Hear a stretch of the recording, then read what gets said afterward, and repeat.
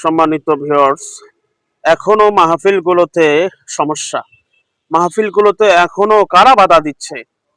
এই যে যখনই কোনো কোরআনের মাধ্যমে রাজনৈতিক কোনো আলোচনা বা কোনো সমালোচনা শুরু হয়, তখনই আম এক শ্রেণীর মানুষ মাহফিলে বাধা দিচ্ছে, মাহফিলে গন্ডগোল সৃষ্টি করতেছে।